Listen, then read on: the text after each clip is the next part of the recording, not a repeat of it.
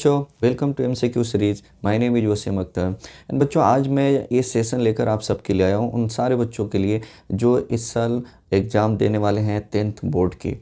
और अगर आप 10th क्लास में हैं और इस बार आपको बोर्ड के एग्ज़ाम देना है तो ये वीडियो आपके लिए है और ये बहुत ही बेहतरीन सेशन होने वाला है, क्योंकि इसमें जो भी एमसीक्यूज़ हैं वो पीवाईक्यूज़ हैं एंड एफएक्यूज़ हैं। तो इसमें से बहुत सारे क्वेश्चन हो सकता है आपके एग्ज़ाम में भी आ सके, तो इसलिए प्लीज़ इस वीडियो को स्किप नहीं करना है, आपको कंटिन्यू देखना है, एक एक क्वेश्चन देखना है, बहुत केयरफुली देखना है। और दूसरी बात आपसे ये करनी है कि अगर आप हमारे चैनल पे पहली बार आएँ तो प्लीज़ हमारे चैनल को सब्सक्राइब करें और इस वीडियो को लाइक करना ना भूलें and drop your suggestion in comment box. चलिए, तो अब हम जब बात करने जा रहे हैं जो 20 मोस्ट एक्सपेक्टेड क्वेश्चन जो भी आज हमने इस सेशन में लेके आए हैं, और ये सारे चैप्टर से हैं, कंबाइंड है। आपके जो भी 10th क्लास के एनसीईआरटी में जितनी भी चैप्टर है सबसे हमने क्वेश्चन लिया है और बहुत ही बढ़िया क्वेश्चन है, पीवाईक्यूज़ हैं और एफएक्यूज़ हैं। तो आपको अच्छा लगेगा और इससे काफ़ी चीज़ आज सीखने वाले हैं। तो चलिए अब हमें स्टार्ट करते हैं इस वीडियो को। ओके, तो बच्चों आपके सामने ये दिख रहा है फर्स्ट क्वेश्चन जो है ये 2020 में बोर्ड में आया हुआ है और ये क्वेश्चन एक बहुत आसान है और ये क्वेश्चन मैं आपको बताते चलो साथ साथ कि कौन से चैप्टर से है।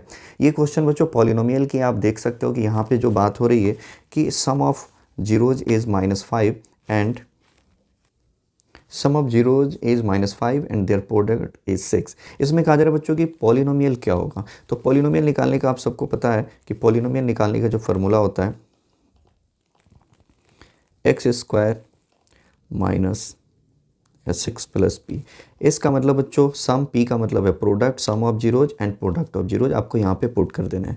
तो यहाँ पे जैसे दे रखा है कि सम ऑफ जीरोज क्या है -5, यहाँ पे जब आप रखोगे तो ये +5 होगा एंड प्रोडक्ट ऑफ जीरोज है बच्चों +6, यहाँ पे हमने रख दिया। पॉलिनोमियल क्या मिला, x² + 5x + c। तो यहाँ पे अगर ऑप्शन को देखा जाए तो ऑप्शन ए बिल्कुल सही है फर्स्ट क्वेश्चन के। सेकेंड क्वेश्चन देखते हैं।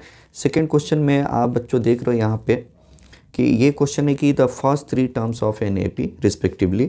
यहाँ पे 3 टर्म्स गिवन है और ये एपी में है। तो अब आपसे ये कहा जा रहा है कि वाई की वैल्यू आपको निकालनी है। ये एपी का क्वेश्चन है, आप देख रहे हो यहाँ पे कि 2014 की ये क्वेश्चन है सीबीएसई की।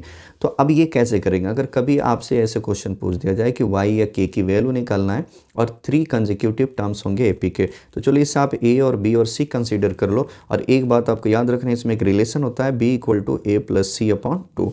अब b की जगह बच्चों हमने क्या माना था 3y + 5 एंड a की जगह आपको क्या पुट करना है 3y - 1 एंड c की जगह क्या रखना है 5y + 1/2। जैसे आप देख रहे हो ये 1 कैंसिल होगा, कैंसिल होने के बाद यहाँ पे 3 और 5 8 का हाफ कर देंगे 4 एंड y की वैल्यू बच्चों यहाँ से मिल जाएगा 5। तो अगर ऑप्शन हम चेक करें तो यहाँ पे सी ऑप्शन सेकंड क्वेश्चन की सही है।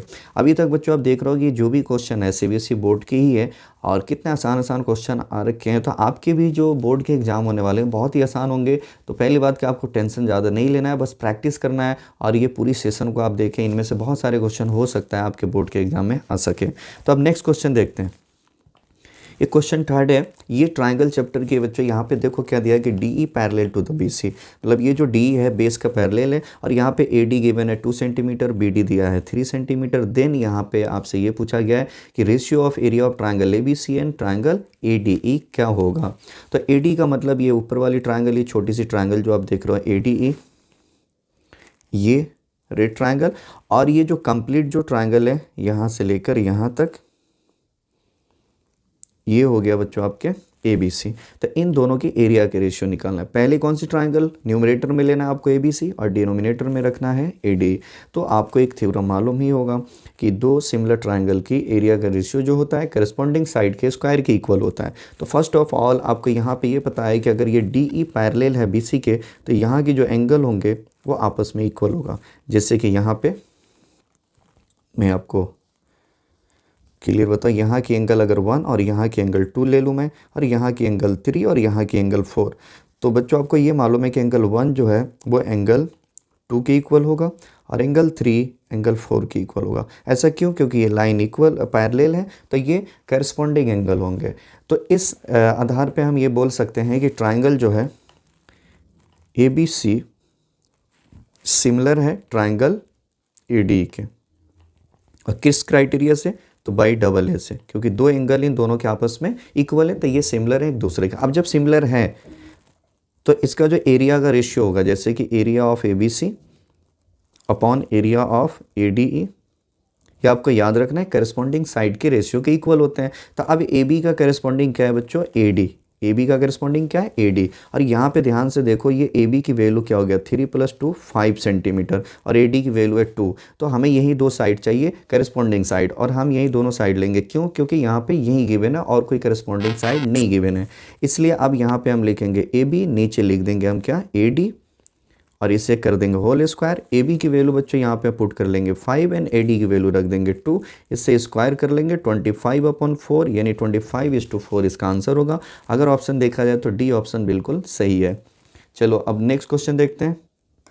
ये क्वेश्चन 4 है और ये ट्रिग्नोमेट्री क्वेश्चन है। ये 2014 में आप देख रहे हो, यहाँ पे ये क्वेश्चन पूछा गया है, बोर्ड के क्वेश्चन है। और ये बच्चों आप ध्यान से अगर देखो तो ये NCERT के क्वेश्चन है। और यहाँ पे क्या लिखा है कि 2 tan 30/1 - tan स्क्वायर 30, ये कौन सा ऑप्शन सही है, और क्वेश्चन ये गिवन है। अब यहाँ पे स्पेशल एंगल है, मतलब उसकी वैल्यू पुट करके हमें चेक करना होगा कि कौन सा ऑप्शन से ये मैच कर रहा है। बहुत ही आसान क्वेश्चन है, आपको करना इतना है सिंपल। यहाँ पे tan 30 की वैल्यू होता है 1/√3, एंड 1 - tan स्क्वायर 30 का मतलब होता है 1/√3 का होल स्क्वायर कर देंगे। अब बच्चों यहाँ ध्यान से देखो 2/√3, और ये हो जाएगा 1 - 3, देन इसे LCM लेके अब बनाओगे 3 - 1 2/3, 2/3। 2 से 2 कैंसिल होगा, 2 से जब कैंसिल होगा बच्चों तो ये आ जाएगा 3/√3। इसे रेशनलाइज कर लेंगे, रेशनलाइज करने के बाद 3√3/3 कैंसिल होगा, √3 आएगा। अब √3 जो है यहाँ पे ऑप्शन में नंबर के फॉर्म में नहीं गिवन है, यहाँ पे ट्रिग्नोमेट्रिकल रेशियो के फॉर्म में गिवन है। तो अगर आप सोचोगे √3 क्या होता है, तो sin 60 की वैल्यू जो है वो होता है 1/2, तो ये इसके इक्वल नहीं है। sin 60 के cos 60 सॉरी, और sin 60 की अगर मैं बात करूँ तो sin 60 √3/2 होता है, और cos 60 1/2, तो मतलब A भी गलत है, B भी गलत है। tan 60 की बात करें तो ये √3 होता है, जो कि मैच कर रहा है इससे। तो C ऑप्शन क्वेश्चन 4 का बिल्कुल सही है। अभी तक आपको ये वीडियो देख के यही आइडिया लग रहा होगा कि क्वेश्चन बोर्ड में बिल्कुल आसान आएगा। आपके NCERT लेवल के क्वेश्चन होंगे, मैक्सिमम क्वेश्चन जो होते हैं। 2-3 क्वेश्चन थोड़े से एडवांस आ जाते हैं, उसके लिए हम NCERT एग्जाम्पलर पे भी कुछ बात करेंगे। उसमें भी बहुत सारे इंपॉर्टेंट क्वेश्चन पे अगली वीडियो के सेशन में हम उसको लेकर आएंगे। फिर अब अगला क्वेश्चन देखते हैं 5। ये क्वेश्चन है बच्चों हाइट एंड डिस्टेंस है, और ये क्वेश्चन जो है आप यहाँ पे ध्यान से देखो, ये इसमें क्या गिवन है कि angle of elevation of a sun when the length of a shadow of a vertical pole is equal to the height. मतलब आप मान लीजिए एक पोल है, ये इसकी शेडो है, और ये पोल है ABC, यहाँ 90 है। अब इसका क्या मतलब है बच्चों, सन्स एल्टीट्यूड का मतलब position of sun, position of sun का मतलब है कि एंगल ऑफ एलिवेशन की जो है यहाँ पे बात हो रही है, यहाँ वो मान लेते हैं थीटा है। अब ये एक चीज़ में गिवन है कि जो पोल की हाइट है, अगर इसे h1 और इसकी डिस्टेंस को हम मान लेते हैं x, तो h जो है वो x के इक्वल है। अब बेस और परपेंडिकुलर जब भी राइट एंगल ट्रायंगल में इक्वल होता है, इसका मतलब यहाँ के एंगल आपस में क्या होते हैं, इक्वल, यानी 45 एंड 45। तो इस हिसाब से अगर देखा जाए तो यहाँ पे जो एंगल ऑफ एलिवेशन ऑफ सन की बात की जा रही है, मतलब थीटा की वैल्यू क्या होगा, तो ये होगा 45 डिग्री। और यहाँ पे B ऑप्शन इसका बिल्कुल सही है। ये एक बहुत ही आसान क्वेश्चन था 5, और ऐसे क्वेश्चन बहुत बार शैडो से रिलेटेड हाइट एंड डिस्टेंस में से जो भी क्वेश्चन पूछे जाते हैं MCQs में, वो शैडो से रिलेटेड ही ज़्यादातर क्वेश्चन पूछते हैं, इसलिए ऐसे क्वेश्चन आप ज़्यादा प्रैक्टिस करें। नेक्स्ट क्वेश्चन देखते हैं। ये बच्चों आप यहाँ पे देख रहे हैं, प्रोबेबिलिटी क्वेश्चन है, 2014 में CBSE में आ चुका है ये क्वेश्चन। क्या लिखा है यहाँ पे, 2 different dice okay roll together, और 2 डाइस है, दोनों को एक साथ फेंका जा रहा है। Probability of getting an even number on both dice is. अब बच्चों आप सबको पता है कि अगर हम 2 डाइस को एक साथ फेंकेंगे, total number of element in sample space कितना होता है, 36 ओके। अब यहाँ पे जो फेवरेबल जो बात हो रही है वो क्या है कि इवन नंबर दोनों डाइस पे होना चाहिए। तो R1 R2 R3 R4 R5 and R6 की अगर मैं बात करूं, तो यहाँ पे R1 में यानी रो 1 ओके, रो 1 में जितने भी यहाँ पे एलिमेंट होंगे उसमें एक पे इवन होगा, एक पे ऑड होगा, बट हमसे ये कहा जा रहा है दोनों पे इवन होना चाहिए। तो सबसे पहले हम इवन रो को सिलेक्ट करेंगे। तो R1 R3 और R5 को हम रिजेक्ट करेंगे। R2 में हो सकता है, R2 में क्या होगा, तो 2,4 2,2 एंड 2,4 2,6। इसी तरीके से बच्चों 4 में आ जाएगा 4,2 4,4 एंड 4,6। अब लास्ट रो की बात करेंगे तो 6,2 6,4 एंड देन 6,6। तो ये इतने पॉसिबल जो है फेवरेबल एलिमेंट्स होंगे जिसकी यहाँ पे बात की जा रही है कि दोनों डाइस पे इवन नंबर होना चाहिए। अब अगर इसे हम काउंट करें तो ये 3, 3, 6 और 9 हो रहे हैं। तो मतलब यहाँ पे नंबर ऑफ फेवरेबल इवेंट्स की अगर मैं बात करूँ वो 9 है। तो प्रोबेबिलिटी इसकी क्या होंगे बच्चों, तो probability of a required event equal to 9/36 और ये कैंसिल होके हो जाएगा 1/4। अगर ऑप्शन देखा जाए तो यहाँ पे डी ऑप्शन इसका सही है क्वेश्चन नंबर 6 के। तो ये प्रोबेबिलिटी का क्वेश्चन था और डाइस पे है। आप देख रहे हो कि कितने आसान आसान क्वेश्चन हैं बोर्ड में आए हुए। तो आपको स्ट्रेस लेने की बिल्कुल ज़रूरत नहीं है, बस आप प्रैक्टिस करें, ज़्यादा से ज़्यादा क्वेश्चन करें और एनसीईआरटी को बहुत बार करें। एनसीईआरटी का हर एक क्वेश्चन को इतने बार कर लें कि उससे देखते ही सोल्यूशन आपके दिमाग में चलने लगे। ओके, अब देखते हैं नेक्स्ट क्वेश्चन। ये क्वेश्चन नंबर 7 बच्चों और ये है कोऑर्डिनेट ज्योमेट्री के। क्या लिखा है कि coordinates of a point which reflection of a point -3,5 in x axis are. 2020 question है, बहुत ही आसान क्वेश्चन है कोऑर्डिनेट ज्योमेट्री की। इसमें आपसे ये कहा जा रहा है कि ये मान लीजिए एक्सिस है, x axis and y axis. अब यहाँ पे एक पॉइंट से -3,5। अब आप सबको मालूम होना चाहिए कि -3,5 जो है किस क्वाड्रेंट में लाई करेगा। साइन कन्वेंशन इसमें जो हम पढ़ते हैं, साइन को देखा है तो माइनस प्लस है और ये बच्चों सेकेंड क्वाड्रेंट में, मतलब यहाँ पे आई है। अब यहाँ पे कहा गया है कि ये जो एक्स एक्सिस है ये मिरर इमेज, इसका रिफ्लेक्शन बताना है। मान लीजिए ये मिरर है तो इसका इमेज यहाँ बनेगा। अब इमेज कौन सी कोऑर्डिनेट में, थर्ड में। अब थर्ड में जब ये आएगा तो एक्स कोऑर्डिनेट यहाँ भी निगेटिव और वाई कोऑर्डिनेट अब निगेटिव हो जाएगा, मतलब +5 से -5 में हो जाएगा। तो अब -3,5 का जो इमेज होगा वो क्या होगा, -3,-5। ओके, तो इसमें अब देखें अगर ऑप्शन, तो यहाँ पे ए और बी, सी से ये मैच कर रहा है, ए भी गलत है और डी भी गलत है, मतलब सी बिल्कुल सही है कि -3,5 का जो इमेज होगा वो -3 -5 होगा।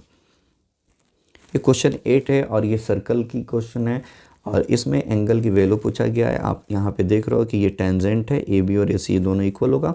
ये सेंटर है, ओ से डिनोट किया गया और यहाँ पे एक एंगल है 120 डिग्री और कहा गया कि एंगल सी ओ डी निकालो। सी ओ डी बच्चों कहाँ पे है, तो सबसे पहले आप देखो सी ओ डी का मतलब है ये एंगल हमें कैलकुलेट करना है, इसको हम 1 मानते हैं। तो सी ओ डी हमें निकालना है।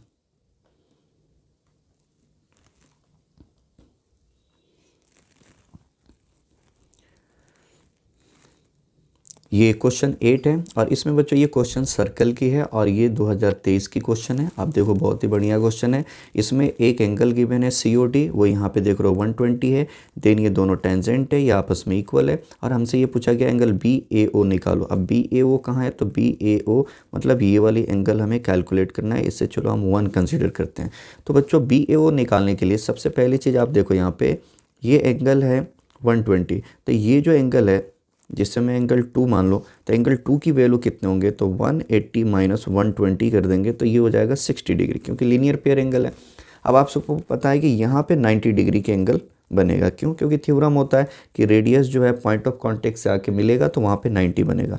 अब ये एक राइट एंगल ट्राइंगल है, यहाँ की एंगल जो ये अभी हमने निकाला 60 है, तो यहाँ की जो एंगल होगा बच्चों, ये एंगल कितने होंगे, तो यहाँ अगर मैं बात करूँ कि एंगल CAO वो होगा 90 - 60 = 30 डिग्री।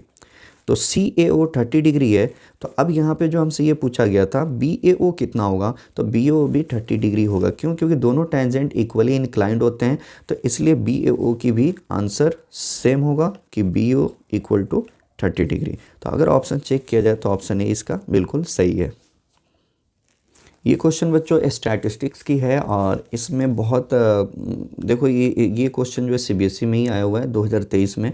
और इसमें देखो कितना आसान बात पूछा गया है कि sum of a lower limits of median and modal class, मतलब मीडियन क्लास और मॉडर्न क्लास की आपको लोअर लिमिट लेना और उसको सम करके बता देना। बहुत ही आसान क्वेश्चन है, फार्मूला की कोई ज़रूरत नहीं है। सबसे पहले आपको मीडियन और मॉडल क्लास निकालने हैं, तो इसके लिए हमें यहाँ पे एक CF की ज़रूरत पड़ेगी, इसलिए कि मीडियन क्लास आप सबको पता है CF के बगैर पता करना पॉसिबल नहीं है। तो सबसे पहले हम CF तैयार कर लेते हैं। जैसे ये 10 है, ये ऐड हो जाएगा 25, 37, 57 एंड 66। तो मतलब ये n की वैल्यू हो गया। अब जैसे हम सबको मालूम है कि CF कैसे n/2 करेंगे, तो 66/2 का मतलब हुआ बच्चों 33। अब इस 33 से जस्ट ग्रेटर हम CF देखेंगे तो वो है 37। तो मतलब 37 के सामने देखेंगे कि कौन सी क्लास है, तो 10 to -15, तो मतलब मीडियन क्लास जो होंगे, तो इस तरीके से बच्चों हम मीडियन क्लास निकालते हैं। तो मीडियन क्लास हो गया 10 to 15। अब बात करते हैं मॉडल क्लास की। तो मॉडल क्लास कैसे निकालेंगे, तो सबसे बड़ी फ्रीक्वेंसी देखेंगे। तो यहाँ पे सबसे मैक्सिमम फ्रीक्वेंसी आपको दिख रहा है कि 20 है, और 20 के सामने जो क्लास है वो क्या है, 15 to 20। तो अब हमें सिर्फ लोअर लिमिट लेना है, लोअर लिमिट लेना है। तो यहाँ पे देखो मीडियन क्लास में लोअर लिमिट 10 है और मॉडल क्लास में लोअर लिमिट 15 है, इसे बस सम कर लेना है। तो 10 + 15 ये होगा 25, मतलब इसका आंसर है 25। ऑप्शन अगर चेक करें तो यहाँ पे बी ऑप्शन बिल्कुल सही है। तो ये क्वेश्चन देखो स्टैटिस्टिक्स की है, बहुत ही आसान क्वेश्चन है, इसमें फार्मूला वगैरह लगाने की कोई ज़रूरत नहीं हुई। सिंपल हमसे ये पूछा गया था कि sum of lower limits of median class and modal class. तो मॉडल क्लास और मीडियन क्लास कैसे निकालना है वो मैंने आपको बता दिए। तो इस तरीके के क्वेश्चन भी आपके बोर्ड में आ सकते हैं जिसमें कोई फार्मूला लगाने की ज़रूरत नहीं है। तो इसलिए आप ऐसे भी क्वेश्चन को प्रैक्टिस करें, इसे इग्नोर ना करें। बहुत सारे बच्चे ये समझ रहे हैं कि बहुत ही टफ क्वेश्चन आएगा, ऐसा नहीं है, क्योंकि आपके कोई बोर्ड स्पेशल बोर्ड होने वाला नहीं है। जैसे पिछले साल के जितने भी बोर्ड एग्ज़ाम हुए हैं वैसे आपके भी होंगे, बल्कि आप ये उम्मीद करो कि उससे भी आसान होंगे। बस आप प्रैक्टिस करते रहो और ज़्यादा से ज़्यादा क्वेश्चन करें। MCQs को जितने MCQs आप करेंगे उतना ही ज़्यादा बेनिफिट्स होगा आपके लिए। तो अब आगे बढ़ते हैं और क्वेश्चन नंबर 10 देखते हैं। ये क्वेश्चन नंबर 10 बच्चों, यहाँ पे देखो ये कहा गया कि आपको SCF एंड LCM दोनों निकालने, 12, 21 एंड 15। ये 2020 की क्वेश्चन है और कितना आसान क्वेश्चन है। तो देखो आप SCF कैसे निकालोगे और LCM कैसे निकालोगे, इसके लिए सबसे पहले यहाँ पे हम बात करते हैं। ये नंबर 12 है, इसके प्राइम फैक्टराइजेशन में हम कन्वर्ट कर लेंगे। ओके, तो ये हो जाएगा 2 की पावर 2 × 3। फिर हम बात करें 21 की बच्चों, तो 3 × 7, और 15 का मतलब हो गया 3 × 5। अब आप सबको पता है SCF के लिए कॉमन देखी जाती है, तो यहाँ पे कॉमन क्या है 3, तो SCF हो गया 3। अब अगर हम LCM की बात करें तो यहाँ पे जो है आपको एक एक प्राइम नंबर ले लेना है। जैसे यहाँ पे आप देख रहे हो कि LCM निकालने के लिए कौन कौन से प्राइम नंबर है, 2 है, 3 है, 7 एंड 5। तो ये सारे प्राइम नंबर हम यहाँ पे लेंगे और मैक्सिमम पावर के साथ लेंगे।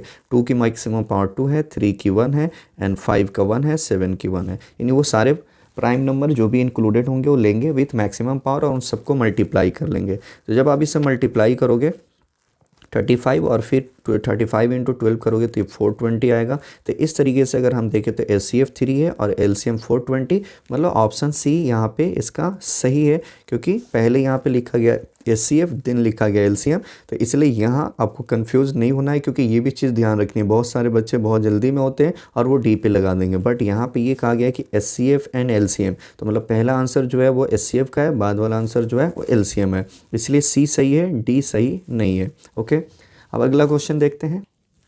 ये क्वेश्चन 11 है और ये पॉलिनोमियल के क्वेश्चन है 2020 की, और इसमें ये कहा गया जीरोज आपको निकालना है। सामने आप एक पॉलिनोमियल देख रहे हो। अब इस तरीके के पॉलिनोमियल की जीरोज कैसे निकालेंगे, क्योंकि अगर हम यहाँ पे अभी तक हमने यही सीखा है कि फैक्टराइज जो करेंगे वो split the middle term, but यहाँ मिडिल टर्म करने की ज़रूरत नहीं है।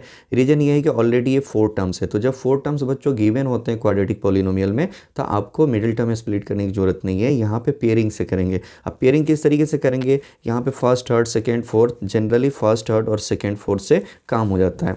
तो जैसे हम यहाँ पे x² - m² and -3x - 3m करेंगे और फिर उसके बाद कॉमन निकाल लेंगे। तो यहाँ पे कॉमन नहीं है, इससे हम आइडेंटिटी यूज़ करेंगे a² - b², तो x + m × x - m। यहाँ से बच्चों आप देख रहे हो कि -3 को कॉमन कर देंगे तो x + m होगा।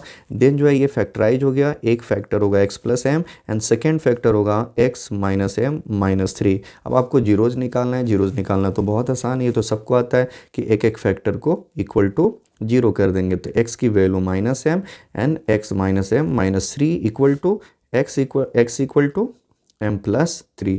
तो यही दो जीरो जो होगा -m एंड m + 3। अगर ऑप्शन आप चेक करोगे यहाँ पे तो इससे बी ऑप्शन इसका बिल्कुल सही है, क्योंकि यहाँ x की वैल्यू -m और m + 3 है। तो बी ऑप्शन इसका सही है क्वेश्चन नंबर 11 की। ये क्वेश्चन 12 है और इसमें लिखा है 12 क्वेश्चन में कि द वैल्यू ऑफ अ के for which the system of linear equation.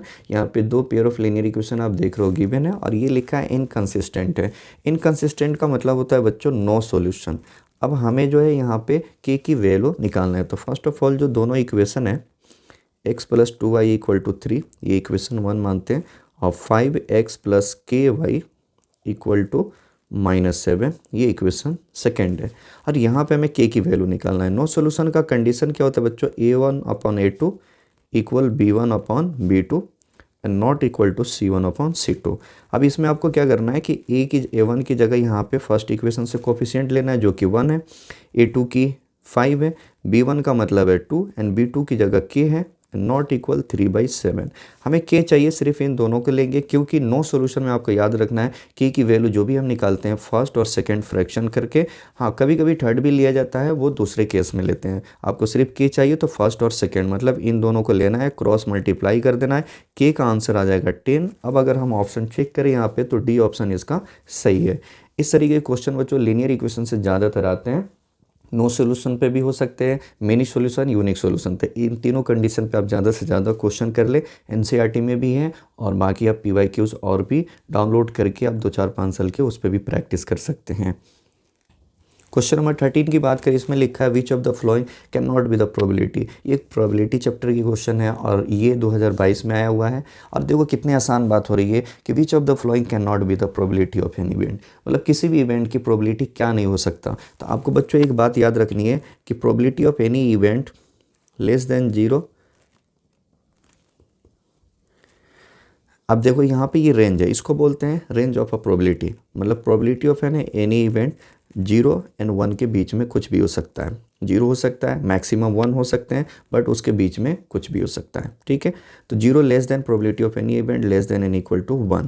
1 से ग्रेटर कभी नहीं होगा और 0 से स्मॉलर कभी नहीं होगा, मतलब नेगेटिव में प्रोबेबिलिटी पॉसिबल नहीं है और 1 से आगे भी प्रोबेबिलिटी पॉसिबल नहीं है। तो इसी पे हम टेस्ट करेंगे कि कौन सा ऑप्शन सही है। ऑप्शन ए की बात करें तो ये 0.01 मतलब 1 से छोटा है और 0 से ग्रेटर है, तो ये हो सकता है।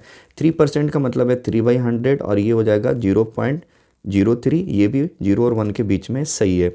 16/17 ये भी 1 पॉइंट समथिंग 0 पॉइंट समथिंग आएगा जो कि 0-1 के बीच में, ये भी ठीक है। बट 17.16 1 पॉइंट समथिंग आएगा डिवीजन करने के बाद, तो मतलब ये गलत है क्योंकि 1 से ग्रेटर हो रहा है, तो डी बिल्कुल भी पॉसिबल नहीं हो सकता है। तो ये बात आपको अच्छे से याद रखनी है। कई बार ये डायरेक्ट आ जाता है कि which of the range of the probability के ऊपर, तो ये आपको याद रखना है कि कोई भी इवेंट की प्रोबेबिलिटी मिनिमम 0 मैक्सिमम 1 होगा या उसके बीच में कुछ भी पॉसिबल हो सकते हैं। ओके, ये क्वेश्चन नंबर 14 है बच्चों। इस ये है क्वाड्रेटिक इक्वेशन की, 2020 में ये भी क्वेश्चन आया हुआ है। बहुत एक छोटा क्वाड्रेटिक इक्वेशन दिया है यहाँ पे, देखो x² - 0.04 इक्वल टू 0 लिखा है, इसका रूट्स निकालो। अब ये रूट्स बच्चों आपको करना ये है कि यहाँ पे स्प्लिट द मिडिल टर्म नहीं करना है, इसलिए कि 2 टर्म्स है। स्प्लिट द मिडिल टर्म्स तभी करते हैं जब क्वाड्रेटिक हो और +3 हो, मतलब क्वाड्रेटिक एंड ट्राइनोमियल होना चाहिए। बट ये क्वाड्रेटिक एंड बाइनोमियल है, तो इससे हम डायरेक्ट करते हैं। डायरेक्ट किस तरीके से, x² इक्वल टू 0.04। अब आप इसे अगर डेसिमल से आपको प्रॉब्लम है तो यहाँ से डेसिमल आप हटा के इसे फ्रैक्शन में लिख दो 4/100। अब यहाँ से बच्चों आप अगर स्क्वायर हटाओगे तो इस पे रूट लगेगा, जब रूट लगा दोगे तो 4 का स्क्वायर रूट होता है 200 का हो जाएगा 10, 2/10। फिर इसका डेसिमल में ही आंसर दे रखा और आप सबको पता है यहाँ पे प्लस माइनस लगेगा क्योंकि इसके 2 रूट्स होते हैं, तो +-2/10 का मतलब हो गया +-0.2। अब अगर आप ऑप्शन देखो तो यहाँ ऑप्शन ए बिल्कुल इसका सही है 14। तो एक बहुत ही छोटा क्वेश्चन है।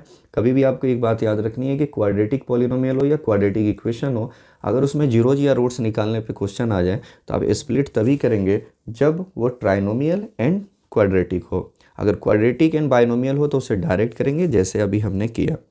मैं उम्मीद करता हूँ कि ये क्वेश्चन आपको बहुत अच्छे लग रहे हैं और जो भी एक्सप्लेनेशन है वो आपको समझ में आ रहा है। तो आप प्लीज़ अपनी जो ओपिनियन है वो कमेंट बॉक्स में ज़रूर ड्रॉप करना इस वीडियो को देखने के बाद। चलिए अब आगे क्वेश्चन हम देखते हैं। 15 क्वेश्चन नंबर 15 है बच्चों, लीनियर इक्वेशन 2 वेरिएबल की है ये भी, और ये एक कंडीशनल बात हो रही है यहाँ पे कि पेयर ऑफ लीनियर इक्वेशन, यहाँ पे 2 इक्वेशन है और रिप्रेजेंट 2 लाइन्स विच आर। अब इनमें से कौन सा सही है, तो सबसे पहले आप यहाँ पे इसे स्टैंडर्ड फॉर्म में लिख लेंगे। सेकेंड को भी इसी तरीके से 6x - 15y इक्वल टू 18। अब देन बच्चों यहाँ पे आपको क्या करना है, चेक करना है। जैसे a1/a2 की वैल्यू निकालना है, तो ये देखो ये a1/a2 मतलब 2/6, ये कट के आएगा 1/3। देन बच्चों फिर b1/b2 यानी b की रेशियो निकालनी है -5/, -15, ये भी बच्चों कट के हो जाएगा 1/3।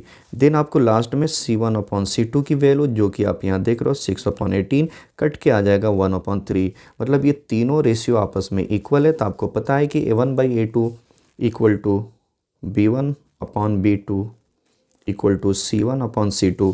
डैट मीन्स कि वो क्या है, मेनी सॉल्यूशन है। अब मेनी सॉल्यूशन का मतलब ये होता है बच्चों कि कोइंसिडेंट लाइन होंगे, मतलब इनके जो ग्राफ होंगे दोनों इक्वेशन की लाइन एक दूसरे पे ओवरलैप करेगी हर पॉइंट पे। तो इसलिए इसका सी ऑप्शन सही है। तो आप इस तरीके के क्वेश्चन लीनियर इक्वेशन में अभी तक आपने देख लिया कि कंडीशन बेस पे दो अभी हमने देखा। तो आपको कंडीशन पहले याद होनी चाहिए, यूनिक के, मेनी के और नो के, क्योंकि इस पर के निकालने की भी आ सकता है कि अननोन कोफिशिएंट की वैल्यू बताओ, या फिर दो पेयर ऑफ लीनियर इक्वेशन को चेक करके बताओ कि वो किस तरीके के पेयर ऑफ लाइन को रिप्रेजेंट कर रहे हैं, पैरेलल, कोइंसिडेंट या इंटरसेक्टिंग। तो आपको कंडीशन बिल्कुल याद होनी चाहिए, तभी आप ऐसे क्वेश्चन कर सकते हैं, अदरवाइज प्रॉब्लम होंगे। अब नेक्स्ट क्वेश्चन देखते हैं बच्चों, 16th क्वेश्चन। ये क्वेश्चन नंबर 16 है और ये भी एक पॉलिनोमियल की क्वेश्चन हमने लिया है, क्योंकि एनसीईआरटी में भी है ग्राफ से रिलेटेड, तो कई बार बोर्ड में आया हुआ भी है क्वेश्चन। और आप यहाँ देख रहे हो ये भी PYQ है, 2022 की क्वेश्चन है। अब बहुत आसान होते हैं। अब देखो इसमें क्या लिखा गया है कि PX यहाँ पे एक पॉलिनोमियल है और नंबर ऑफ जीरोज आपको बताने हैं। तो आपको एक बात याद रखना है कि किसी भी पॉलिनोमियल की ग्राफ एक्स एक्सिस को जितने बार इंटरसेक्ट करेंगे उतना ही at most number of zeros possible होंगे। तो अब यहाँ पे जो भी ये पॉलिनोमियल है PX, ये पॉलिनोमियल एक्स एक्सिस को 3 टाइम्स जो है इंटरसेक्ट कर रही है, इसलिए इसमें जो मैक्सिमम नंबर ऑफ जीरोज होंगे वो 3 होंगे। तो ऑप्शन सी है। ये बात आपको बहुत अच्छे से याद रखना है कि at most number of zeros equal to number of point of intersection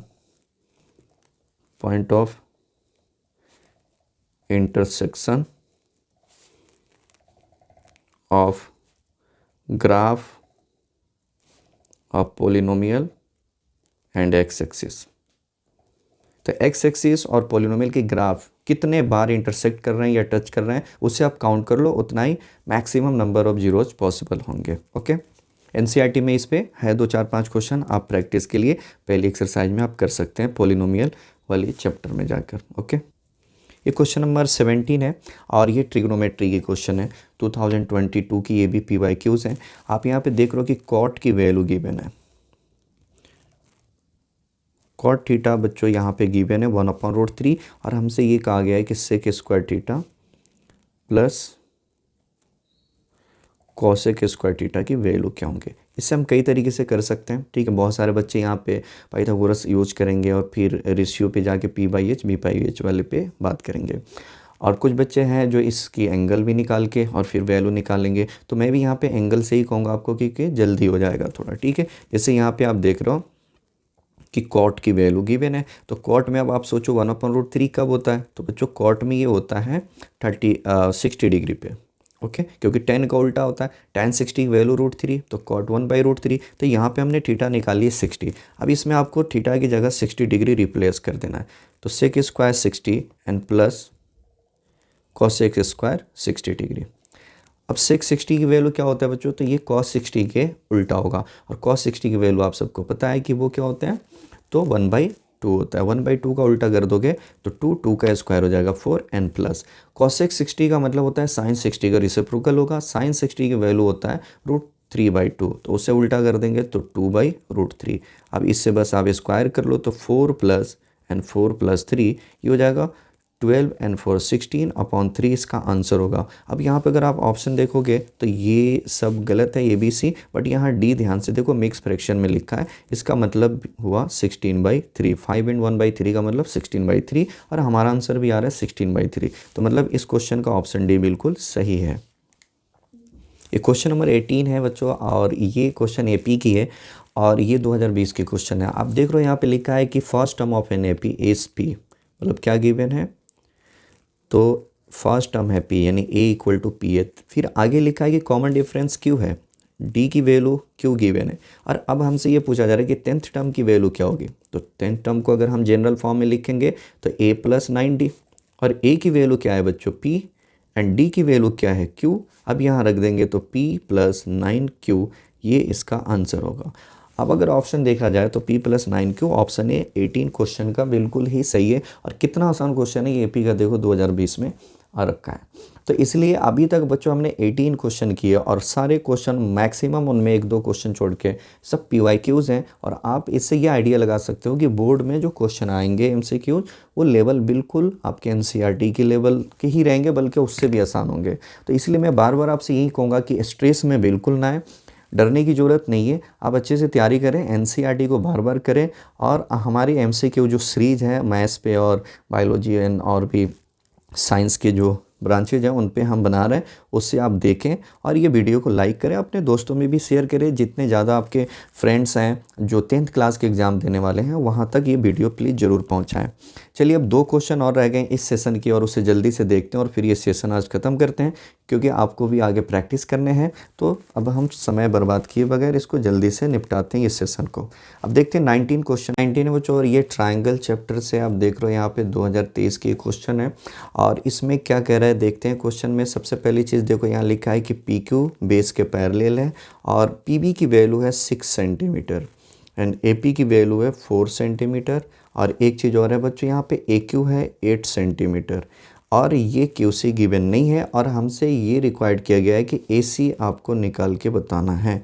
तो AC मतलब यहाँ से लेके ये लेंथ हमें बताना है। एक AC में 2 पार्ट है, AQ प्लस QC, और AQ की वैल्यू गिवन है 8। अब हमें करना क्या है, QC निकालना है। QC कैसे मिलेगा, तो यहाँ पे ये आपको पता है ये क्वेश्चन BPT बेस है, क्योंकि ये जो लाइन है ये बेस के पैरेलल है।